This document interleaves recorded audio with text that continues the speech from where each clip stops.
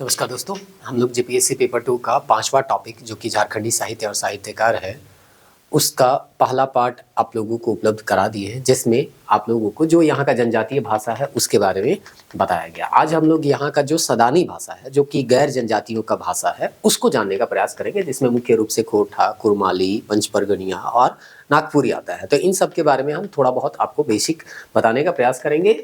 और आप लोगों को पिछले वीडियो में भी बताया गया था, ये जो भी कुछ हम बता रहे हैं, 2 किताब डॉक्टर विद्याभूषण जी के द्वारा एक किताब लिखा गया है वहाँ से, और एक डॉक्टर बी वीरत्तम का किताब है झारखंड इतिहास और संस्कृति, वहाँ से हम बता रहे हैं। तो अगर आप डिटेल पढ़ना चाहें तो वहाँ से भी आप प्राइमरी सोर्स के रूप में पढ़ सकते हैं, और अगर नोट्स के रूप में पढ़ना चाहें तो ऐप को आप डाउनलोड कर लीजिए। ऐप में आपको डिटेल नोट्स भी मिल जाएगा, माइंड मैप भी मिल जाएगा। अगर इस टॉपिक का आप क्वेश्चन बनाना चाहते हैं, जो आपको वीडियो में बनाया गया है उससे रिलेटेड एमसीक्यू सॉल्व करना चाहते हैं, ताकि आप ये जान सके कि हमको कितना समझ में आया, कितना याद रहा कि नहीं रहा, तो आप ऐप में झारखंड का एक टेस्ट आता है जिसमें जेपीएससी पेपर 2 का स्पेशल फोल्डर बना हुआ है, वहाँ पे जाके टॉपिक वाइज जो एमसीक्यू दिए गए हैं उसको आप जाके बनाइए। इसमें लगभग आपके 39 क्वेश्चन जो है इस टॉपिक पे, जो सदानी भाषा है उसमें 39 क्वेश्चन आपको देखने को मिल जाएंगे, और बाकी जो टॉपिक है उससे भी मिल जाएगा। जो जनजातीय भाषा है उसमें 35 क्वेश्चन बनाए हैं, और जो हिंदी, इसके बाद जो हम लोग पढ़ेंगे हिंदी साहित्य, उससे आपको लगभग 61 प्रश्न जो है वो देखने को मिल जाएगा। तो चलिए आज शुरू करते हैं और जानते हैं खोरठा भाषा के बारे में। जैसा कि आप लोगों को बताया गया, ये जो भाषा है, ये जो भाषा है इसको हम डिटेल वाइज पढ़ते हैं। आप जेएसएससी या जेपीएससी का में अगर कोई पेपर चूज करते हैं, जैसे जेपीएससी में मेंस में जाइएगा तो एक लैंग्वेज पेपर आपको चूज करना होता है, वहाँ पूरा डिटेल वाइज पढ़ते हैं। एक पूरा पेपर, पूरा साहित्य होता है, लोक साहित्य होता है, शिष्ट साहित्य होता है, तो पूरा एक पेपर हम लोग पढ़ते हैं जिसमें बहुत ही विस्तार पूर्वक किसी भाषा और साहित्य के बारे में हम लोग जानते हैं। लेकिन आप लोगों को बताया गया यहाँ पे हम लोगों को एक जनरल वे में पढ़ना है। शुरुआती कौन कौन सा हम लोगों को साहित्य देखने को मिलता है उस भाषा में, या उस भाषा का जो उद्भव हुआ है वो कहाँ से हुआ है, ये सब थोड़ा बहुत जानकारी जो है आपको यहाँ पे बताया जाएगा। और इसी से सवाल भी पूछे जाते हैं। आप लोगों को जो भी सवाल पूछे गए हैं वो बता दिया जाएगा कि इस फैक्ट से प्रीवियस ईयर के क्वेश्चन पूछे गए हैं, और प्रीवियस ईयर के क्वेश्चन आपको बता भी दिया गया है शुरुआती वीडियो में। तो आज हम लोग शुरू करते हैं सदानी भाषा का सबसे पहला भाषा खोरठा भाषा। उम्मीद करते हैं ज़्यादातर अगर आप वीडियो हमारे देख रहे होंगे तो आप लोगों को पता होगा, हम लोग अपने चैनल में नागपुरी भाषा से रिलेटेड बहुत सारे वीडियो देते हैं। लेकिन बहुत सारे हम कह सकते हैं विद्यार्थी ऐसे हैं जो कि खोरठा भाषा रखते हैं। आप लोगों को पता होगा कि खोरठा में स्कोरिंग वगैरह ज़्यादा होता है, ऐसा जो है हम लोगों को देखने को मिलता है। इसीलिए खोरठा भाषा रखने वाले विद्यार्थी आपको ज़्यादा देखने को मिल जाएंगे। तो खोरठा भाषा के बारे में हो सकता है आपको पहले से भी थोड़ा बहुत जानकारी होगा। तो चलिए हम लोग देख लेते हैं खोरठा में बेसिक क्या क्या हम लोग यहाँ पे जान सकते हैं। अगर थोड़ा बहुत कहीं पे कोई फैक्ट में आपको लगता है डाउट है, या हम कुछ दूसरा बता रहे हैं, आप कमेंट में उसको बता सकते हैं। तो सदानी भाषा में खोरठा है, खोरठा के बारे में यहाँ पे बताया गया है। इसका संबंध जो है वो खरोष्ठी लिपि से है। देखिए, हर जो है भाषा है उस या कोई लिपि है तो कहीं ना कहीं उसका संबंध किसी न किसी से रहता है, तो वो चीज़ बताने का प्रयास किया जाता है। जब डिटेल वाइज पढ़िएगा तो और भी आपको विस्तार पूर्वक पता चलेगा, या बहुत ही क्लियर रूप में पता चलेगा। लेकिन जब हम लोग समरी में पढ़ते हैं तो उतना ज़्यादा डीप में हम लोग नहीं जाते हैं। जो भी फैक्चुअल डाटा है वो चीज़ हम लोग याद करने का प्रयास करते हैं। तो बस यहाँ पे याद रखिएगा, इसका संबंध जो है वो खरोष्ठी लिपि से जोड़ा जाता है। और ये भाषा कहाँ से विकसित हुआ है तो बताया जाता है मागधी प्रकृति से विकसित हुआ है। अगर नागपुरी हम बताएं, क्योंकि नागपुरी हम लोग पढ़ाते हैं तो हम लोगों को नागपुरी के बारे में थोड़ा बहुत जानकारी है, तो वहाँ पे बताया जाता है अलग अलग विद्वान जो है, अलग अलग लोग किसी भी भाषा का उद्भव का स्रोत बताते हैं। तो हम लोगों का जो मान्यता है, या नागपुरी भाषा में ज़्यादातर लोग जो है इस बात पे मानते हैं कि मागधी अपभ्रंश से ही हम लोगों का नागपुरी जो है वो निकला हुआ है। तो उसी से ये रिलेटेड है। कुरमालवी आप देखिएगा तो वहाँ भी बताया जाता है मागधी अपभ्रंश से ही ये भाषा निकला हुआ है। तो अलग अलग विद्वानों का अलग अलग राय होता है। एक कॉमन वे में आप देख सकते हैं कि ज्यादातर लोग जो है इस बात पे सहमत है, मागधी प्रकृत भाषा से ये एक विकसित भाषा है खोरठा भाषा। अब इसका क्षेत्र अगर देखिएगा तो दिया गया हजारीबाग, गिरिडीह, धनबाद, संथाल परगना और रांची जिले में भी आपको थोड़ा बहुत खोरठा बोलने वाले लोग मिलेंगे। लेकिन ज्यादातर रांची जिले के जो भी लोग हैं वो नागपुरी का ही प्रयोग करते हुए आपको देखने को मिलेंगे। ठीक है, यहाँ पे लिख दिया गया है रांची, तो ऐसा नहीं है कि रांची में ऐसा कोई व्यक्ति आपको नहीं मिलेगा जो कि खोरठा नहीं बोलता है। लेकिन हाँ, हजारीबाग, गिरिडीह, धनबाद इस वाले जो इलाके हैं, जैसे कि हम कह सकते हैं ये वाला जो इलाका है, वहाँ पर ज़्यादातर आपको खोरठा बोलने वाला, रामगढ़ जो है, रामगढ़, चितरपुर, ये जो एरिया हो जाएगा, ये ज़्यादातर जो है खोरठा भाषी क्षेत्र आते हैं। यहाँ पे दिया गया है, इसके अंतर्गत कई सारी बोलियाँ आती हैं। बोलियाँ में कौन कौन है? रमगढ़िया है, देशवाला है, गोलवारी है, खटाही है, खंटाई है और खोटाही है। तो आपको पूछा जाएगा देशवाला, गोलवारी, खटाई, खंटाई या खोटाही, ये जो है किसका बोली है, कौन से भाषा का बोली है? तो याद रखिएगा खोटा भाषा के अंतर्गत आने वाली ये बोलियां हैं। हम आपको बार बार कर रहे हैं, खोटा भाषा अगर आप डिटेल में पढ़ना चाहे, नागपुरी डिटेल में पढ़ना चाहे, पंचपर्गनिया, तो एक पूरा पेपर लेके पढ़ सकते हैं, लेकिन उतना डिटेल में हम लोगों को नहीं जाना है। उतना डिटेल में अगर जाएंगे तो पूरा एक पेपर पढ़ेंगे तो सारा समय इसी में चला जाएगा, तो फिर 5 क्वेश्चन का तैयारी हम लोग कैसे करेंगे? चलिए, तो इसीलिए यहाँ पे जो बेसिक चीज है वो हम आपको बता रहे हैं, और आप लोगों को बोला भी गया कि कहीं पे अगर हमसे मिस्टेक हो जाता है तो आप कमेंट में बता सकते हैं। खोटा साहित्य में अधिकांशतः राजा, रजवाड़ों, राजकुमार, राजकुमारियों आदि की कथाएं मिलती है, ना केवल खोटा में, बल्कि आप देखिएगा नागपुरी में भी, या नागपुरी में, चूंकि हम लोग नागपुरी पढ़ाते हैं, पढ़ते हैं, इसीलिए जानते हैं। दूसरे भाषा के बारे में बहुत ज़्यादा जानकारी नहीं है, क्योंकि दूसरे भाषाओं के बारे में हम लोग अध्ययन नहीं किए। तो नागपुरी में भी जाइएगा तो राजा, महाराजा, पशु पक्षी से संबंधित कहानियाँ, बाल जो बचपन हम कह सकते हैं बाल कथाएं, वो सब जो है आपको देखने को मिलेंगी। तो इस तरह से यहाँ पे भी कहा गया है, राजा राजकुमारी वाला जो कहानी है वो आपको ज्यादा खोटा में देखने को मिलता है। अब यहाँ पे देखते हैं कि यहाँ जो रचनाकार है, खोटा भाषा में जो कई सारे किताब लिखे गए, उनमें शुरुआती कौन कौन सा किताब जो है वो देखने को मिलता है। तो भुवनेश्वर दत्त शर्मा के द्वारा एक किताब मिलता है व्याकुल, और श्रीनिवास पांडे के द्वारा एक किताब मिलता है मेघदूत और दिव्य ज्योति। तो इस तरह से यहाँ पे ये खोटा भाषा के बारे में दिया गया है। खोटा भाषा के बारे में विवृतम में बहुत ज्यादा नहीं दिया गया था, तो हम आपको अलग से नहीं बता रहे हैं। कहीं जो है आप अगर इसको डिटेल पढ़ना चाहें तो आप डिटेल पढ़ सकते हैं, कोई दिक्कत नहीं है। बेसिक इतना हम बताएं। अब चलिए सदानी भाषा में अगला जो हम लोगों का भाषा है पंचपर्गनिया। देखिए खोटा के बारे में एक लिमिटेशन मेरे साथ ये भी है कि हम जैसे कि बताएं, नागपुरी में आपको डिटेल वाइज हम बता सकते हैं, क्योंकि नागपुरी के बारे में हम लोग पढ़ते पढ़ाते रहते हैं। दूसरे भाषा के बारे में बहुत ज़्यादा डिटेल आप लोगों को हम नहीं बता सकते हैं, क्योंकि हम लोग ये भाषा पढ़ते ही नहीं हैं। तो अगर आप खोटा भाषा जानते हैं या खोटा आपका ऑप्शनल सब्जेक्ट रहा है जेएसएससी या जेपीएससी में, तो आप डिटेल वाइज भी थोड़ा बहुत पढ़ लीजिएगा तो और भी जानकारी आपको मिल जाएगा। अब सदानी भाषा में दूसरा जो भाषा है वो पंचपर्गनिया है। पंचपर्गनिया जो है उसके अंतर्गत ये जो भाषा बोले जाते हैं वो है तमाड़, बुंडू, राहे, सोनाहतू और सिली इसमें आता है। वैसे पश्चिम बंगाल के मतलब कुछ पश्चिम बंगाल का इलाका में भी पंचपर्गनिया देखने को मिलेगा। और पंचपर्गनिया भाषा में कहीं ना कहीं बंगाल का प्रभाव जो है वो भी देखने को मिलता है। उड़ीसा के क्योंझर, बुनाई और बगड़ा में भी ये भाषा बोली जाती है। तो अगर पंचपर्गनिया आप सुने होंगे तो वहां पे कहीं ना कहीं बंगला का थोड़ा बहुत प्रभाव जो है आपको देखने को मिलेगा। ये चीज जो है आप पंचपर्गनिया भाषा सुनिएगा तो समझ में आएगा। अब आगे दिया गया है पंचपर्गनिया भाषा का शुरुआती जो कवि लोग हैं उनके बारे में। खोटा के बारे में यहाँ नहीं दिया हुआ था तो हम बहुत ज़्यादा रिसर्च नहीं किए, लेकिन पंचपर्गनिया के बारे में यहाँ पे ये किताब में दिया हुआ था तो सीधा सीधा हमको मिल गया, तो वहाँ से आपको कुछ फैक्ट जो है निकाल के हम बता रहे हैं। तो यहाँ पे बताया जाता है कि पंचपर्गनिया भाषा क्षेत्र में जो शिष्ट साहित्य है उसका आरंभ विनिंद या विनिंदिया कवि को माना जाता है। देखिए जो किसी भी साहित्य में, किसी भी भाषा में जाइएगा तो उसका शुरुआती जो साहित्य होता है वो लोक साहित्य होता है, जो किसी के द्वारा लिखा नहीं जाता है। किसके द्वारा लिखा गया है ये हम लोगों को पता नहीं है। पीढ़ी दर पीढ़ी हम लोग आजा नाना नाती जो नाना नानी से क्या करते आ रहे हैं उनको सुनते आ रहे हैं, तो वो होता है लोक साहित्य। लेकिन कुछ समय के बाद जब लोक साहित्य विकसित हो जाता है और धीरे धीरे लोग लिखना पढ़ना जान जाते हैं तो उसी को किताब के फॉर्म में या किसी एक व्यक्ति के द्वारा रचना कर दिया जाता है, और कहीं पे आगे जो प्रिंटिंग प्रेस धीरे धीरे आने लग गया तो वहां पे वो छपने लग गया।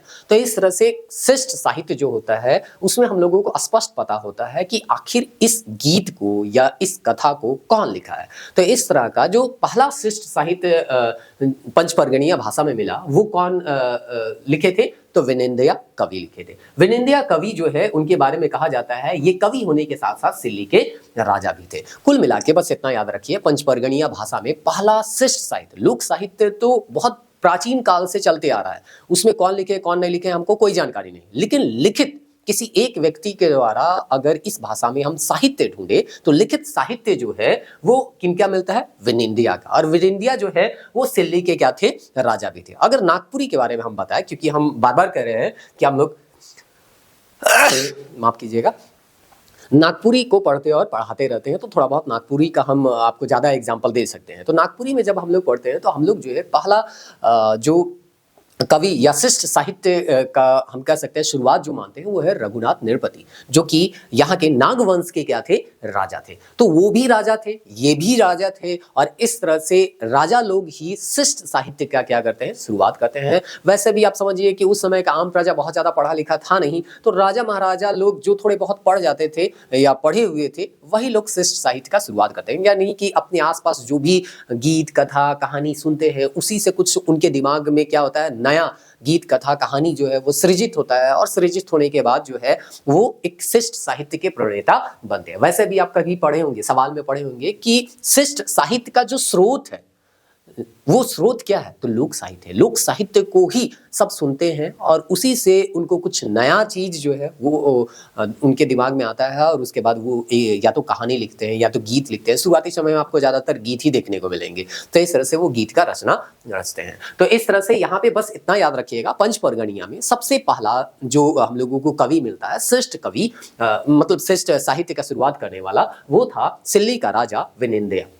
इसका नाम ही पड़ गया विनिंदिया कवि। आगे बोला जाता है छोटानागपुर ताल मंजरी में विनिंदिया के झुम्मरों का संकलन किया गया है, जिसकी रचना उपेंद्र नाथ सिंह के द्वारा किया गया है। तो शुरुआत में आपको बताया गया प्रिंटिंग प्रेस था नहीं, तो उनके द्वारा रचना तो रचा गया, लेकिन बाद में जो भी लोग आए या कुछ ऐसे लोग आए जो उनके गीत को एक जगह संकलित किए और इसको क्या किए, छपवाए। तो यहाँ पे बताया जाता है छोटानागपुर ताल मंजरी के रूप में इनके गीतों को, यानी विनिंदिया कवि के गीतों को क्या किया गया, संकलित किया गया, और संकलन करने वाले जो थे वो कौन थे, उपेंद्र नाथ सिंह थे। तो बस आपको इतना याद रखना है पंचपर्गनिया के संबंध में कि श्रेष्ठ साहित्य में पहला श्रेष्ठ साहित्य किसका मिलता है, तो सिल्ली के राजा विनिंदिया का मिलता है। इनके गीतों का जो संकलन है उसको किस नाम से जाना जाता है, तो छोटानागपुर ताल मंजरी के नाम से जाना जाता है। और इस छोटानागपुर ताल मंजरी जो कि विनिंदिया कवि का गीत का संकलन है, उसको कौन छपवाते हैं या इसका रचना जो है या संकलन जो है वो कौन करते हैं, तो उपेंद्र नाथ सिंह। यहां से क्वेश्चन आपका बन सकता है, याद रखिएगा।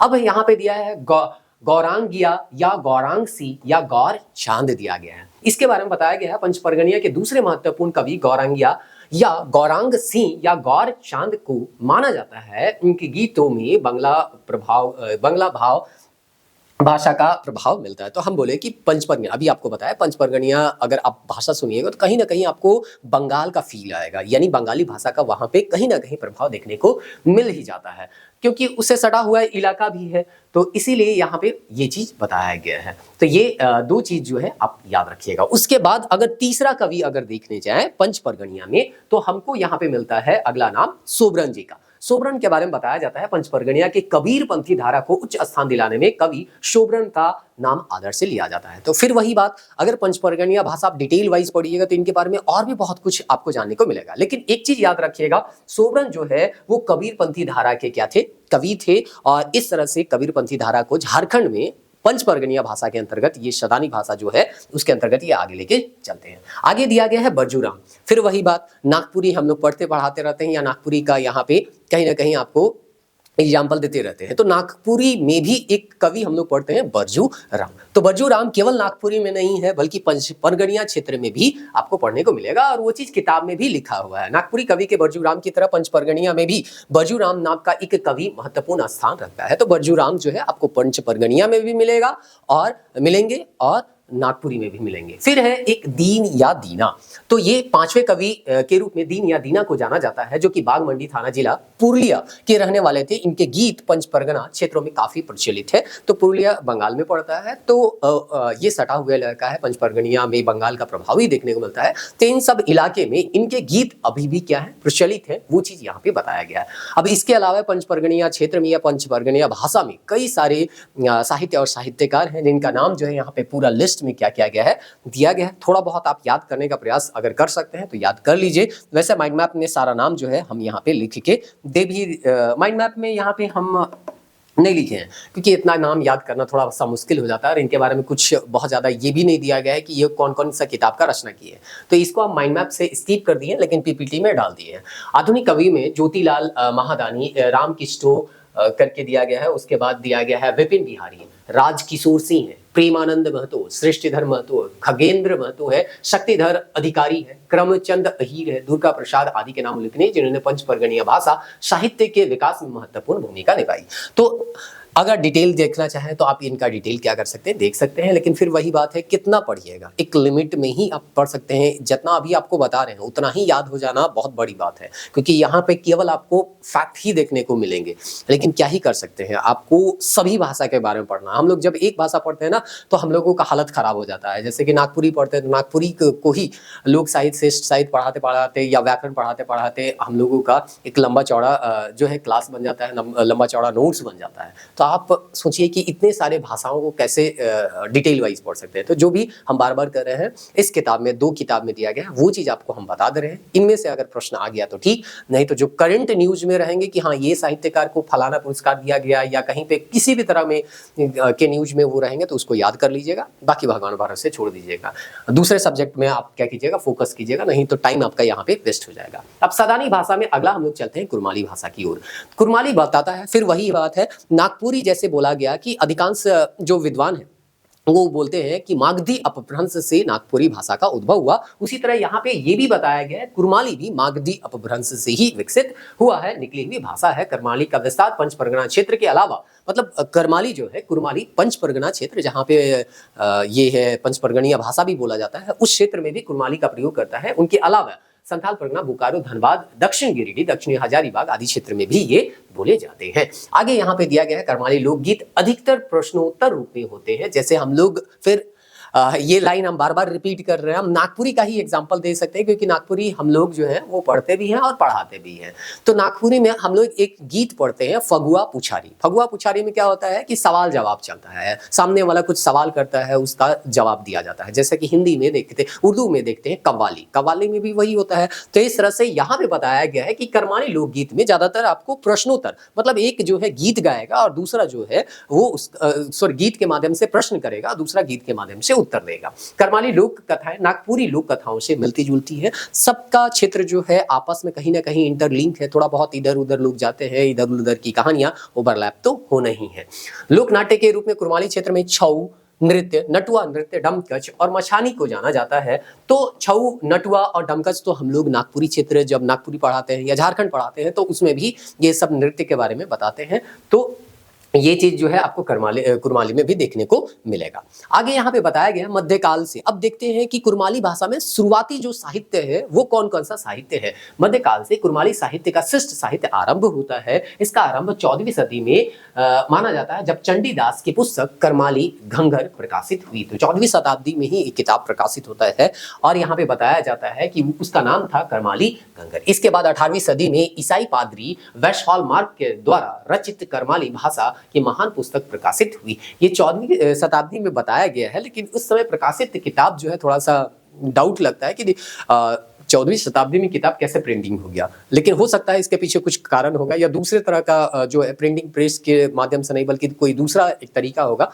जिससे ये प्रकाशित हुआ होगा, तो अलग बात है। तो इसको थोड़ा सा आप और भी जगह अगर क्रॉस चेक करना चाहते हैं तो क्रॉस चेक कर सकते हैं, कोई दिक्कत नहीं है। फिर है 18वीं सदी में ईसाई पादरी वेशहॉलमार्क के द्वारा रचित कुरमाली भाषा के महान पुस्तक प्रकाशित हुई, यहाँ पे दिया गया है। फिर इस सदी में कुरमाली भाषा के मुख्य कवि विनिंद सिंह गौरंगिया थे, इन्हें कुरमाली का सुर भी कहा जाता है। देखिए यहाँ से सवाल जो है स्पष्ट पूछा जा सकता है, कुरमाली का सुर किसे कहा जाता है?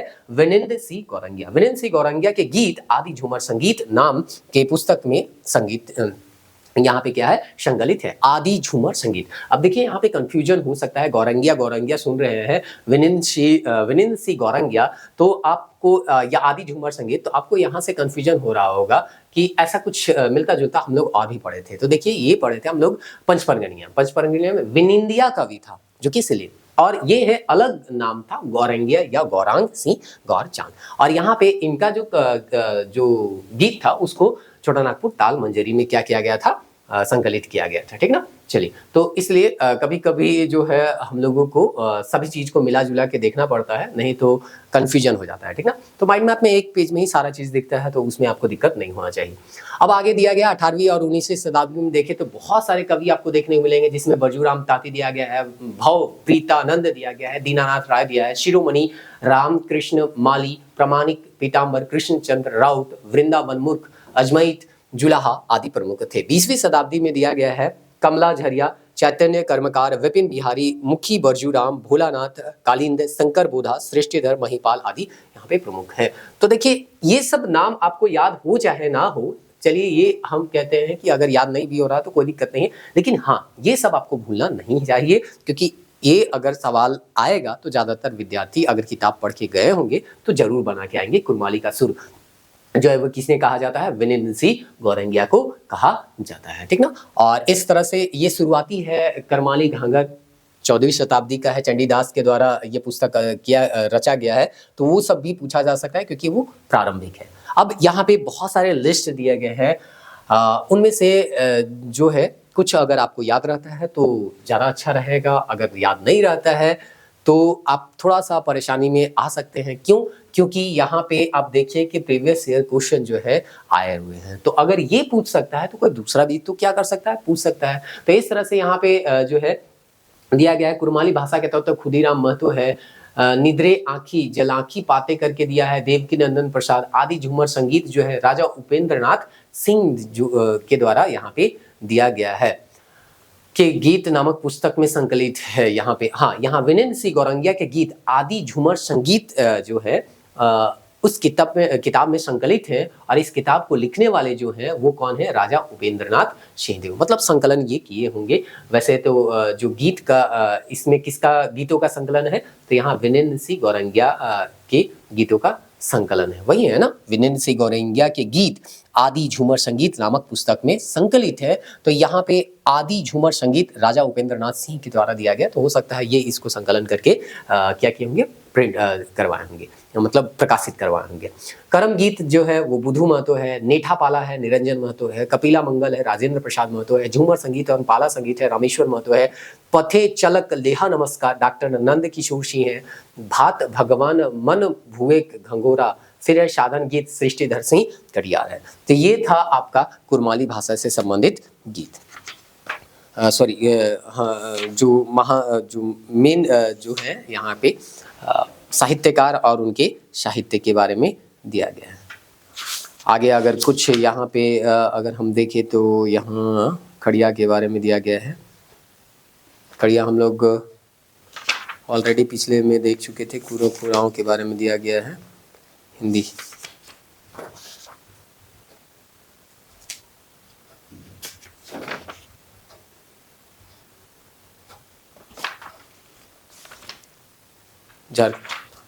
हमको लगता है ये डॉक्टर विद्याभूषण जी की किताब में दिया गया है। तो अभी ज़्यादा टाइम खिंचा जाएगा, इसीलिए इसको हम क्रॉस चेक नहीं कर रहे हैं, लेकिन ये जो है वो कंफर्म होगा वही। आदि झूमर संगीत जो है राजा उपेंद्रनाथ सिंह जो है वो संकलित किए होंगे, लेकिन उस संकलन में किनका गीत होगा? विनिंद सिंह गौरंगिया का गीत होगा। वो चीज़ यहाँ पे दिया गया है, ठीक ना। चलिए, अगर इसमें किसी तरह का कोई भी मिस्टेक होता है तो हम नेक्स्ट क्लास में जो है वो इसको क्लियर कर देंगे, लेकिन जहाँ तक हमको लग रहा है वो यही होगा। अब किताब में ढूंढना पड़ेगा, ये सब किताब है उसमें ढूंढना पड़ेगा कि ये चीज़ जो है कंफर्म वही है या कुछ दूसरा है, लेकिन जैसा लिखा हुआ है नोट्स में उस अनुसार से जो है हम अभी जो बता रहे हैं लगभग वो सही मान के आप चल सकते हैं। चलिए, अब नेक्स्ट जो है अगर किसी तरह का यहाँ पे कुछ सुधार करने का आवश्यकता होगा तो नेक्स्ट वीडियो में हम यहाँ पे कर देंगे। अब हम लोग यहाँ पे आगे जो भी कुछ है वो देख लिया। अब आगे हम लोगों का भाषा आता है नागपुरी। तो नागपुरी के बारे में थोड़ा सा यहाँ पे आप लोगों को बताते हैं।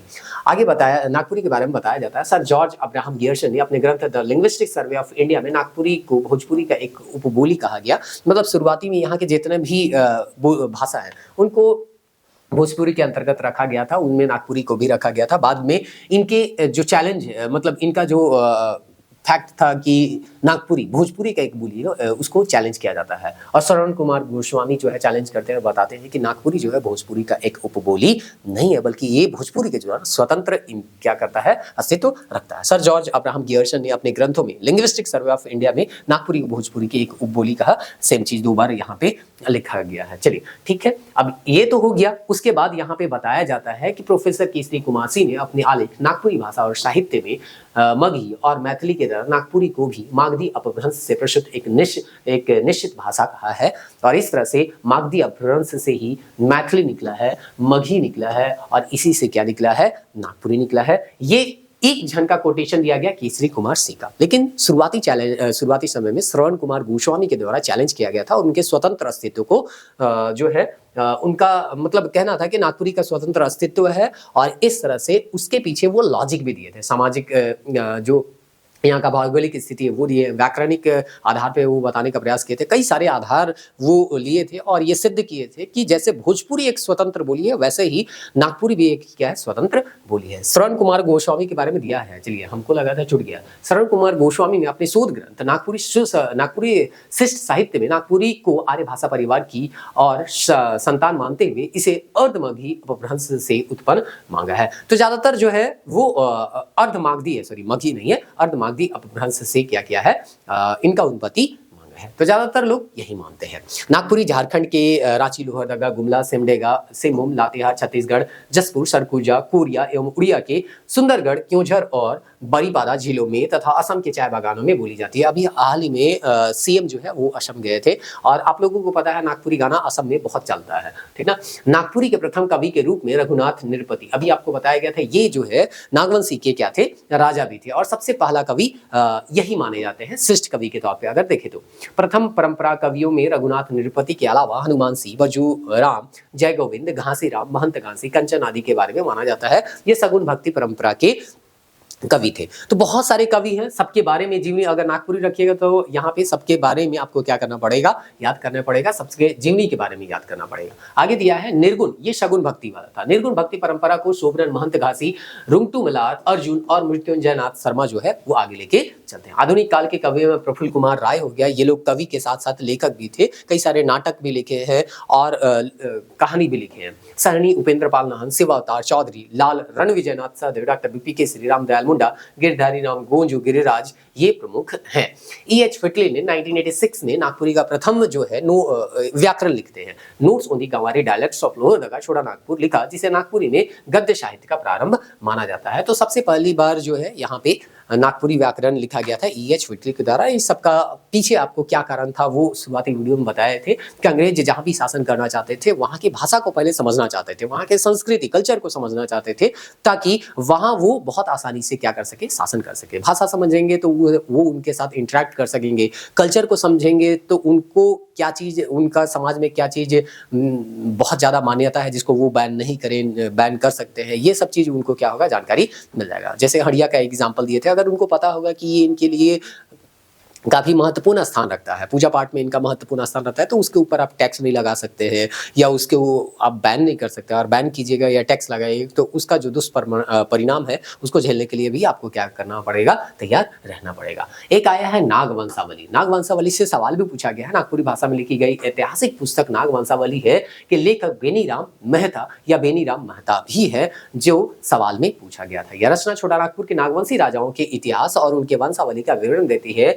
उन्होंने छंद कविता के रूप में संकलित किया था। मतलब यहाँ पे नागवंशी का शुरुआत हम लोग फणी मुकुट राय से बताते हैं, तो नागवंशी में कितने राजा हुए, कैसे इनका शुरुआत हुआ, वो सब चीज जो है वो गीत के माध्यम से ये यहाँ पे बताने का प्रयास किए थे। कौन? बेनीराम मेहता। उनका किताब था नागवंशावली, नाम से ही पता चल रहा है नागवंश का ये वंशावली बता रहे थे अपने कविता के माध्यम से।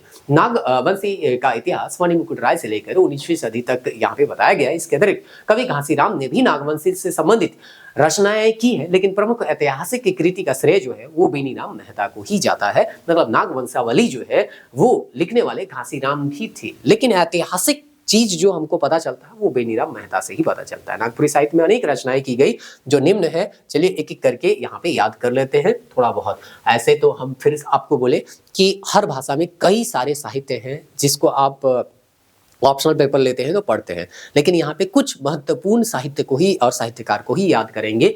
सबको याद करना थोड़ा सा संभव यहाँ पे नहीं होगा। तो नागपुरी फाग शतक, लाल रंजना, दुर्गा सप्तशती और नागवंशावली, झूमर, ये सब जो लिखे थे वो कौन लिखे थे? घासीराम। तो नागवंशावली के बारे में बताया गया कि ये जो है नागवंशावली, उसमें ऐतिहासिकता के बारे में थोड़ा कम जानकारी मिलता है, लेकिन बेनीराम मेहता वाला में ज्यादा जानकारी मिलता है। इसीलिए नागवंशावली जो है वो लिख भी दिया गया, और ऐसा नहीं है कि आया उसके बाद उसमें लिखा हुआ था, ये पहले से भी लिखा हुआ था। सुदामा चरित्र, कृष्ण चरित्र, महाभारत, लंका कांड, उषा हरण जो लिखे थे वो कवि कंचन लिखे थे। नल चरित्र चरित्र कोरामे उपाख्यान जो है दिक्पाल राम देवघरिया लिखे हैं। जितिया कहानी, फुगली बुढ़िया कर कहानी, नारद मोहलीला, करम महामात्य, श्री कृष्ण चरित, धनीराम बख्शी। यदि आप 10th का एग्जाम लेते होंगे 10th लेवल का, तो आपको पता होगा धनीराम बख्शी के बारे में मंजर भाग 2 में हम लोगों को पढ़ना भी है। Notes on the Ganwari dialects of Lohardaga Chota Nagpur, ये E.H. विटल लिखे थे, जो कि पहला व्याकरण था। Grammar of the Nagpuri Sadani language Konrad Bukout लिखे थे। फिर मारंगोम की जयकवाल सी और महाराजा मदरा मुंडा, ये लिखे हैं गिरधारी राम गौंजू। फिर है सोंझेर, ये लिखे थे प्रफुल्ल कुमार राय, और मेजर पाइक लिखे हैं नईमुद्दीन मिर्जा। ऐसा बहुत सारा आपको साहित्य मिल जाएगा जो कि कई साहित्यकारों, अलग अलग साहित्यकारों के द्वारा लिखा गया है।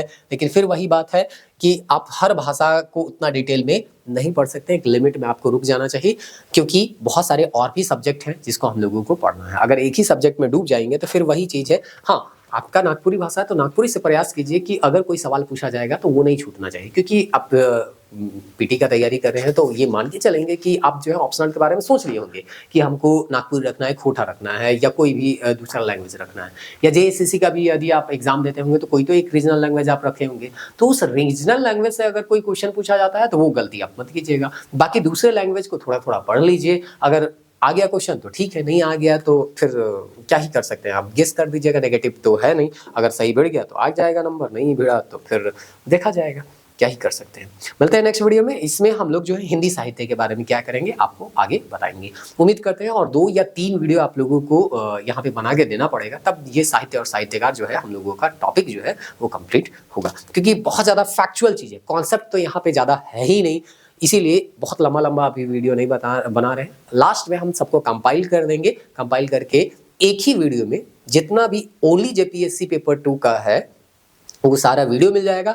आप ओनली JPSC करके टेस्ट में जाके बना भी सकते हैं टॉपिक वाइज, और इस तरह से पूरा जो टॉपिक है आपका क्या हो जाएगा, क्लियर हो जाएगा। इसको माइंड मैप में भी आप क्या कर सकते हैं, रिवाइज कर सकते हैं, नोट्स में भी आप रिवाइज कर सकते हैं, और माइंड मैप से भी आप क्या कर सकते हैं, रिवीजन कर सकते हैं। सबका अपना अपना तरीका है, और अगर डिटेल पढ़ना है तो 2 किताब है, आराम से ले लीजिए और पढ़ते रहिए, और भी कॉन्सेप्ट आपका क्या होगा, बेहतर तरीके से क्लियर हो जाएगा। मिलते हैं नेक्स्ट वीडियो, तब तक लीजिए।